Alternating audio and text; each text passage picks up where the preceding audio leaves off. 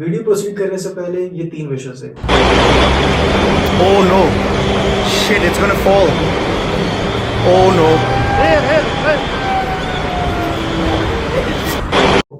ये ईरान या इजराइल से नहीं आ रहे, ये आ रहे हैं यूएई से। ये है दुबई इंटरनेशनल एयरपोर्ट, ये है रेजिडेंशियल एरिया और ये है होटल पाम जुमेरा। वही होटल पाम जुमेरा जहाँ पर एक प्रॉपर्टी की स्टार्टिंग प्राइस ही 50 करोड़ है और रिपीटेडली इंडिया के बड़े-बड़े सेलिब्रिटीज एक शाहरुख खान ने भी यहाँ पर इन्वेस्टमेंट किया हुआ है, ये मान के कि इन्वेस्टमेंट सेफ है। लेकिन 28 तारीख यानी कि 2 दिन पहले से ईरान ने जो अटैक्स किए हैं यूएई पे, वो इस चीज़ को वैलिडेट नहीं करते। और जो वॉर थी वो तो इजराइल और ईरान के बीच में थी ना, तो यूएई बीच में कहाँ से आ गया? Let's see. इसके बेसिकली 3 रीजंस हैं। पहला, यूएई की लोकेशन। सेकंड, उसका बेटर होता हुआ रिलेशन इजराइल के साथ। और थर्ड रीजन इतना शॉकिंग है कि ये हम लोग के मिडिल ईस्ट की पूरी जियोपॉलिटिकल अंडरस्टैंडिंग को ही चेंज कर सकता है। तो यूएई जो है वो स्ट्रेट ऑफ हॉर्मोज पे सिचुएटेड है, एक ऐसा पॉइंट जहां से ग्लोबल ऑयल सप्लाई का 1/5 पार्ट जाता है, including for the bigger countries and bigger economies like India and China. और इस पॉइंट को चोक करने का मतलब है वर्ल्ड ऑयल सप्लाई का डिसरप्शन, जो कि ईरान चाहता है। इसका कंफर्मेशन हमें इस बात से मिलता है कि यूएई जिस पे अटैक हुआ था, लेकिन उसकी नीबरिंग कंट्री ओमान, उस पर अटैक नहीं हुआ था फर्स्ट डे पे, बट परसों ही ओमान पे भी रिपोर्ट्स आई हैं कि ईरान ने अटैक किया है। क्योंकि लास्ट में जब ईरान को ये बात रियलाइज होने लगी कि now they can not do this alone attacking UAE, तो प्रेशर को बढ़ाने के लिए उन्होंने अब यूएई और ओमान दोनों पे ही अटैक किया है। सेकेंडली, अगर आप पिछले 5 साल में देखो तो यूएई और इसराइल के रिलेशन ड्रामेटिकली इंप्रूव हुए हैं, that too because of America and specifically because of Donald J Trump. क्योंकि 2020 में ही वाज द पर्सन जो कि अब्राहम अकॉर्ड लेके आए, जिसके बाद यूएई ने इसराइल को एज अ स्टेट भी रिकॉग्नाइज किया और इसी के बाद यूएई और इसराइल के रिलेशन इंप्रूव ही होते चले गए। लेकिन 2022 14 नवंबर को तीनों ही कंट्रीज यानी कि अमेरिका, इसराइल एंड यूएई मिलकर के अनाउंस करती हैं they are forming a group I2U2 which include India as well. अब इस ग्रुप का बहुत सिंपल सा सॉल्यूशन था कि we will connect Asia to Mediterranean Sea, but ये चीज ईरान को पसंद नहीं आती।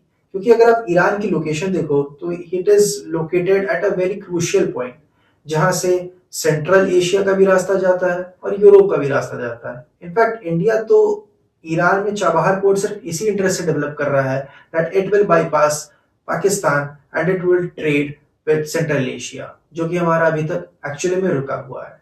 लेकिन यूएसए और यूएई के इस डिसीजन ने बहुत ही हेविली अंडरमाइन किया है ईरान के स्ट्रेटेजिक लोकेशन को, और ईरान ये सब देख रहा था 2022 से, but this was the time when they chose कि नहीं, we will address our concern, the message is clear, we are watching you and we will take all the necessary steps even if it goes the hard way possible. Now comes the most important and the most far-sighted reason. UAE की 60% of economy non oil sources से आती है, जैसे कि tourism और real estate. लेकिन इन दोनों sector से पैसा कमाने के लिए किसी भी कंट्री को उसके सिटी की ब्रांडिंग करनी पड़ती है, जैसे कि आपके लॉ एंड ऑर्डर्स, आपके फैसिलिटीज, आपके एमिनिटी एंड मोस्ट इंपॉर्टेंट आपकी सेफ्टी। और 10 साल से तो दुबई वर्ल्ड की सेफेस्ट सिटी थी, लेकिन इस बार ईरान ने यूएई की इसी चीज पे चोट किया है। और सबसे इंपॉर्टेंट, आप खुद सोचो, आप क्यों एक ऐसी सिटी में इन्वेस्ट करोगे जहां पर एक मिसाइल आती है और आपका 50 करोड़ का इन्वेस्टमेंट स्वाहा? आप क्यों ही अपने बच्चों को एक ऐसी जगह पर भेजोगे, एक ऐसे बिजनेस स्कूल में भेजोगे जहां पे they will be totally unsafe at a total random day for a totally unrelated cause? खैर, ऐसा नहीं कि गवर्नमेंट वहां पर कुछ नहीं है। They have asked airlines for every management, और वहां की airlines unlike Indian airlines they are following it, वो उन्हें प्रॉपर कोऑर्डिनेट कर रही हैं, कोऑपरेट कर रही हैं और बेसिक एमिनिटीज भी प्रोवाइड कर रही हैं। यूएई के जो क्राउन प्रिंस है शेख जायद, उन्होंने सीधे ईरान को बोला है, होश में आओ, this is not war with your neighbours, और UAE is ready to cover all the extra expenses of their tourist. For example, जो एक्स्ट्रा डे वो लोग स्टे करेंगे, एक्स्ट्रा डे वो लोग फूड करेंगे। So it's not like UAE is not tackling it, in fact it is tackling it's on most important front, right? पर इस चीज को मैं नाम दूंगा द डोमिनो इफेक्ट, क्योंकि आप अगर लॉन्ग टर्म प्लान देखो सभी मिडिल ईस्टर्न कंट्रीज के, तो दैट इज कि हमें कैसे भी एक सस्टेनेबल सिटी और एक सस्टेनेबल इकोनॉमी बनानी है।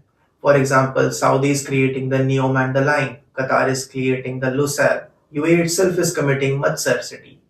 बट क्या इस चीज में ईरान उन्हें सक्सीड होने देगा? इनफैक्ट छोड़ो, this will create a domino effect. For example, if it's not safe anymore, investment नहीं आएगी, सरकार टैक्स एग्जम्पशन नहीं देगी. नो टैक्स एग्जम्पशन मींस कि वहां पर लग्जरीज कट होंगी. लग्जरीज कट मतलब tourism drop down. Everything will topple. मेरे ओपिनियन में ईरान का मैसेज क्लियर है. भैया देखो, हमारे पास तो खोने के लिए कुछ है नहीं, जो है तुम्हारे पास है. हमारा क्या, हम तो कल तो ऑयल बेच के कमा लेंगे. तुम इंफ्रास्ट्रक्चर कहाँ से खड़ा करोगे? जब तुम्हारे पास समय था तो तुमने मिलिट्री बनाई नहीं.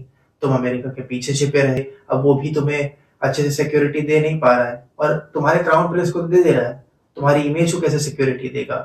तुम राज ही किस पे करोगे अगर तुम्हारे पास लोग ही नहीं आएंगे उसके बाद इन्वेस्ट करने के लिए? तो हमारा क्या, हम तो आज नहीं तो कल तेल बेच ही देंगे. तुम्हारे पास तो अब तेल भी नहीं है. उस तेल से तुमने एक बार इंफ्रास्ट्रक्चर बना लिया, अब तेल खत्म, खेल खत्म. खैर आगे क्या होगा जानने के लिए वापस आइएगा जरूर.